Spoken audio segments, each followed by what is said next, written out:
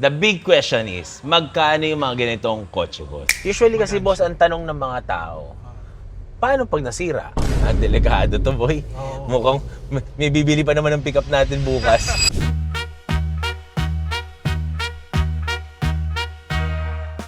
Usually kasi, boss, ang tanong ng mga tao, paano pag nasira?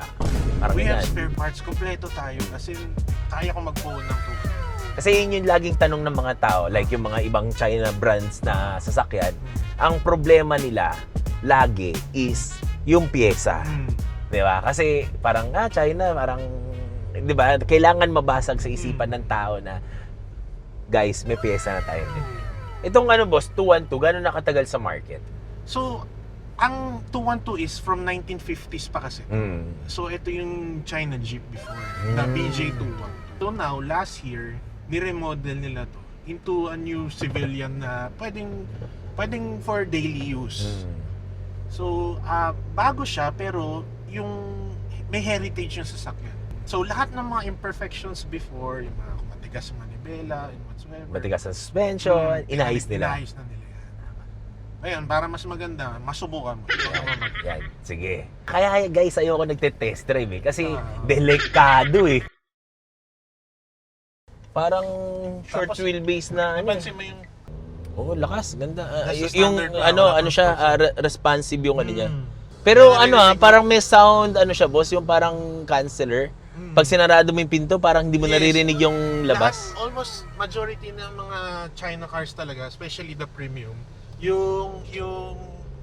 yung soundproofing niya, so ganda. Layo na difference. Tsaka hindi siya mainit, hindi katulad nung mga iba. May mga iba na plastic yung mga bubong. Correct. Salamin kasi ata. Ito salamin to, boss. Salamin to. May sunroof pa tayo. Hindi mainit Pero mainit yung mainit itong salamin. Ibig sabihin ina-absorb ng salamin yung ito mo hindi mainit. Pero pag hawakan mo mainit. Delikado to, boy. Mukhang may bibili pa naman ng pick-up natin bukas. Pero may gulong mo. So pag nasa trail ka, makikita mo kung kunyari nag-turn ka. Tapos pagkakanan ka, lalabas camera sa kanan. For a solid axle, yung gaan. Usually kasi boss ang solid axle like yung 80 ko. Lagi ko dinadrive yung 80 ko eh. Magalaw. Oo, magalaw. Kasi ang solid axle magalaw daw eh. Magalaw. Even may patrol. Kahit anong align ko. Yan din yung maganon din talaga. Ito nung nakaraan. Any solid axle gumaganon yan. Oo. Yung manibela mo. But this one, sobrang... Ayun, harap likod pa yan Ilan ang nito boss? Fuel tank? 80 liters and then may option tayong dagdagan pa. Talaga? Second tank, yes. So may dual tank siya. Yes, may dual tank. Pwede na natin bilhin. Kung gusto mo. So kunyari gusto ko mag-order sa'yo, boss, gusto ko dual tank ako, parang ganyan.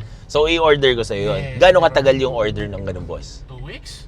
Pucho, 2 weeks? Yeah. Bilis Lahat ng pyesa ko kahit 2-3 days lang nandyan. Kasi ganyan sa Roxana yun. Nakikita mo na yung Ang galing pati shadow ng So makikita mo na kuwari, may bato doon, kung saan yung bato, Pucho, ang galing pati yung arrow, kumpleto. Pati yan, lahat makikita mo. Pero meron ibang variant ba na ganito, boss? Na mas mahaba konti, ganyan? Magkakaroon tayo ng pickup.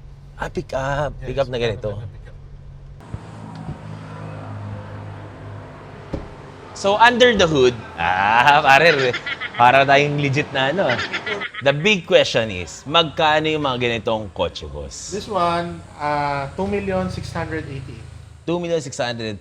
Sa 2 million mo, meron ang solid axle harap likod, front diff lock, tsaka yung kulay pare. Hindi mo na kailangan iparap ng matte. Ito, 212. Pwede natin gamitin. Straight from casa, diretso ka sa trail pare.